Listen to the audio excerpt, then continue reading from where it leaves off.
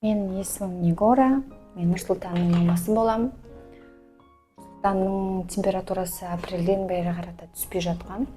Сөйтіп, Инстаграм желісінен Абылай врачты көріп қалдым. Содан кейін оған дейін енді бармаған жеріміз қалмады. Біз сосын Абылай врачқа келдік. Бізге осы күнге дейін ЦМВ тапсырамыз, но отрицательный шығады бізде. Содан кейін врач сразу анализдерімізге қараттағын, негізі бұл балада ЦМВ бар деді. И өзінің этапный жолдары бар екен, қалай анализ тапсыру керек екен. Солай тапсырып едік, действительно ТТР жоғары шықты. Содан кейін леченияны сразу бастап кеттік, өзінің леченияларын 10 күндік алдық, содан кейін арада дем алдық. Бірақ та апрельден бері қарата түспеген температурасы уже түсе бастады. Содан кейін көтеріліп түсіп, нетіп атқан, ойнап атқан, қазір Аллаға шүкір, уже температурасы бір қалыпты, 36-да 6, 36-да 5. Апрельден бері қарата енді көп қиналды, бірақ осы Абылай дәрігердің артында себепші болып, Алланың қалауымен қазір енді жақсы. Негізі ол баста может туылғанда, осы врач жолыққанда ғой деп ойлап отырып қой енді. Может ДЦП болмайтын беді. Қазір балаға ДЦП деген диагноз қойған уже 1 жасында. ЛФК ештеңке аламай жатқанбыз біз осы күнге дейін. Себебі всегда температурада и часто болеющий болған. Қазір Аллаға шүкір уже ол жақта жәнде ЛФК істейтін ағалар да айтып жатыр, түсінігі де өзгеріп қалған деп лечениядан кейін. Құдай қаласа енді 1 жылдық поэтапный леченияларын алсақ, бұдан да жақсы болады деген үміттемін. Абылай дәрігерге үлкен алғысымды айтқым келеді.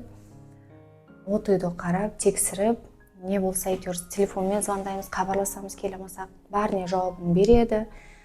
Ең бастысы осы ешкім білмеген ЦМВ-ны бар екенін анықтап, противовирусный препараттар беріп, қазір жақсы болғанына қуанып отырмыз. Сіздерге үлкен рахмет, жұмыстарыңызға сәттілік тілейміз.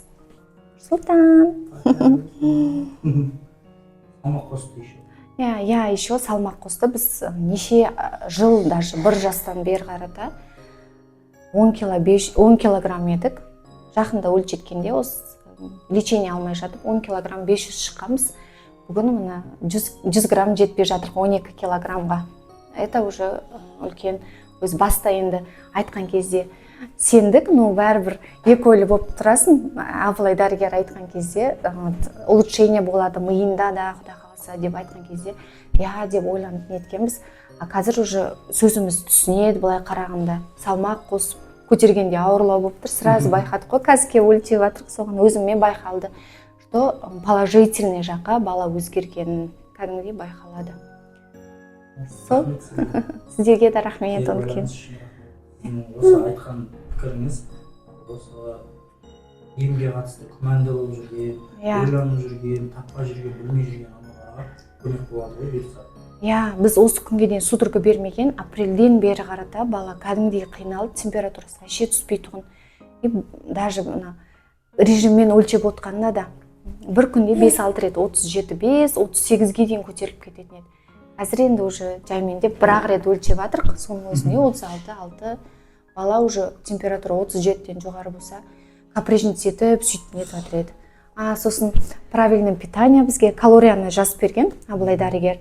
Сонымен тамақтанғаннан кейін, может, сондай улучшение болған шығар.